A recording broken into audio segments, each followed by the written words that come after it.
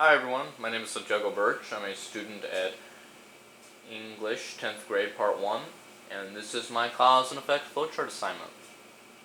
So for this assignment, I was supposed to talk about a book, Fahrenheit 451, written by Ray Bradbury. Specifically, I was supposed to talk about how the main character in this book, Guy Montag, translates from an apathetic life, a hedonistic life, to a life of meaning, to a life of purpose. And as you can see, it is quite complicated. Let's get down to it. So, the book Fahrenheit 451 talks about a society in the future that has rejected books for entertainment. Anyone found with the possession of books, any books really, will have their house burned, their property technically burned, and themselves, even if it comes down to it. The people in charge of doing this are called firemen. Guy Montag, our hero, or the main character, is one such fireman. He seems to enjoy his job. Seems. After coming back from another burning, taking care of another incident, Guy Montag meets a 17-year-old girl called Clarice McClellan. This girl's different than anyone he's ever met. He starts chatting with her, they have a conversation, but it seems to question everything that Montag believes in. The cause of this event would be Clarice herself, a conversation, which causes Montag to question his life. The effect of this cause causes Montag realizing that no, he's not really happy with his life, and in fact, he's far from it with his wife, Mildred, who has embraced entertainment to the point of almost non-existent communication with her husband. There are some further interactions with Clarice. Mostly, there is already some clouds of doubt in Guy Montag. So, one night, the fire crew are called to the house of a woman who's been accused of hiding books. As they start burning everything, she just stands there. She's defiant. Montag realizes this and sees the sort of injustice in this, but almost subconsciously, as he's looking around his surroundings, he sees a book and picks it up.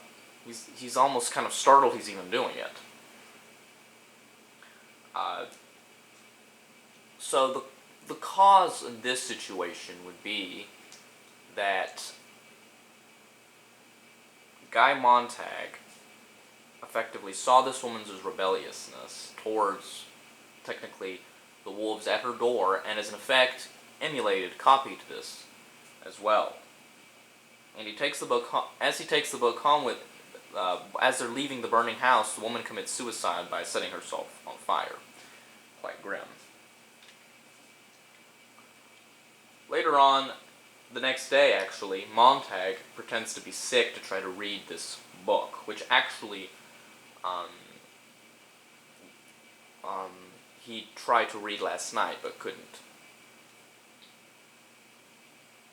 Montag's paid a visit from Captain Beatty, head of the firemen. It's implied that he kind of knows what Montag's done, but kind of gives a sort of veiled warning. He also explains how books technically burden a society. They do not help it. They burden a society with their prose and everything. Montag then reveals to his wife Mildred, after Captain Beatty is gone, that he's actually stashed a lot of books over the years. And he actually has a ton of them. Mildred almost has a panic attack right then and there, but Montag tries to get her and him to read and understand them. It's almost a new beginning. The cause in this situation would be would be Captain Beatty, would be Montag being sick, and as an effect, Captain Beatty's comes to talk with him. But the cause that's shown, another cause would be Captain Beatty's talk with Montag. As he leaves, Montag is just further inspired to just begin reading books, and even show them to his wife, who is completely not wanting anything to do with us. It's almost a new beginning, it would seem, a sort of new beginning for Montag. Montag does his best to try to develop an understanding of books, specifically the Bible. At the end, however, he ultimately tries to consult an acquaintance he once encountered, a man named Faber, who was once a professor before universities were outlawed. They begin to talk, and Montag asks for his help to even try to sow dissension in society. Faber replies that society nowadays just doesn't want anything to do with books. There's too much emotion in books. While entertainment does not require as much intellect.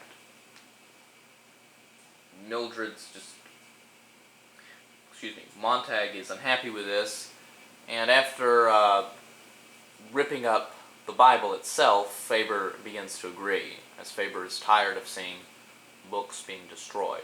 So the cause in this would be Montag's conversation and eventual persuasion of Faber to help him, and the effect would be Faber agreeing to help him, albeit reluctantly.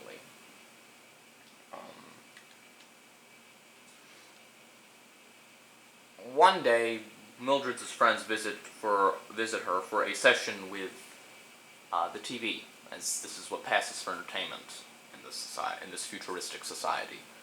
Montag turns it off and begins to read a passage off Dover Beach, which causes one of the women to start crying and makes them leave.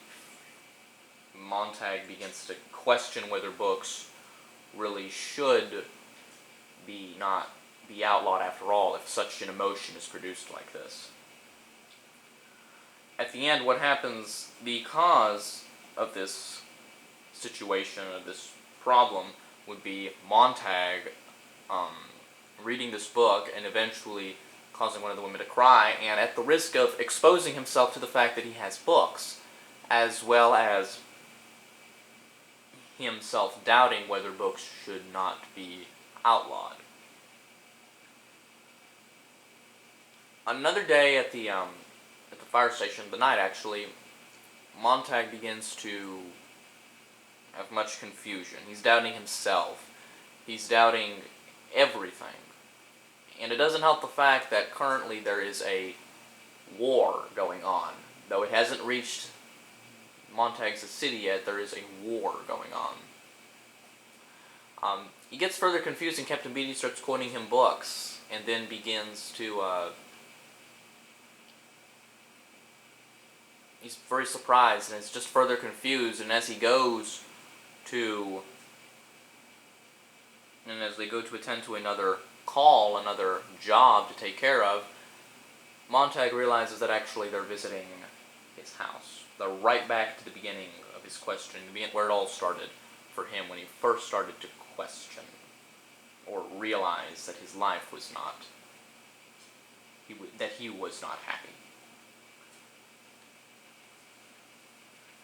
It later turns out that Mildred left him, leaves him, and was responsible for accusing him. Montag then burns his house, same way, almost subconsciously, and then kills Captain Beatty, and realizing what he's done, runs away. He's a fugitive of the law. So you can see the cause and effect in this situation. Previous situation, such a confusion, such a surprise of the knowledge of this, Montag's his own slipping, his own errors caused this cause led to the effect of Captain Beatty realizing what he'd done a long time ago, but just further compounding, and the further effect or consequence of them arriving at his house. The second situation is that Mildred leaves him because of this, and Montag, the cause in this situation would be Montag burning everything and then killing Captain Beatty. And then he just runs away. That would be the effect in this situation, him running away. As he's pursued, Montag meets with Faber, and he gets some change of clothes, to try to disorient the people that are chasing him. He leaves the city, all while being chased by the law, and with the further threat of war ever closer. As he leaves the city through a river and then goes out into the wild, he finds out other professors, ones that Faber had mentioned about. Faber then, Montag meets these professors and learns of their names. One of them specifically is named Granger. As they're talking and as they're leaving further out the city,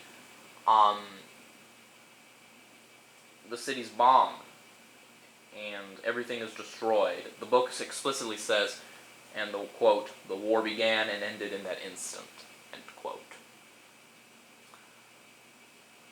So the cause, this is interesting. This situation is interesting as there's really no cause, or at least any forces outside of that Montag controlled or willed himself. He didn't make this war happen. This was somebody else's thing. This was somebody's other problems. However, the cause that can be found in here, however, is that because Montag fled the city, the cause of Montag fled the city affected in the eventuality that he did not die. So Montag's society, his culture, everything is gone. One of the professors, however, named Granger, consoles him, saying that they have the knowledge of their ancestors, what books they have managed to memorize. Apparently, these professors have managed to photographically memorize some books. They can't take that away. The other nations, the war can't take it away. Not even the firemen.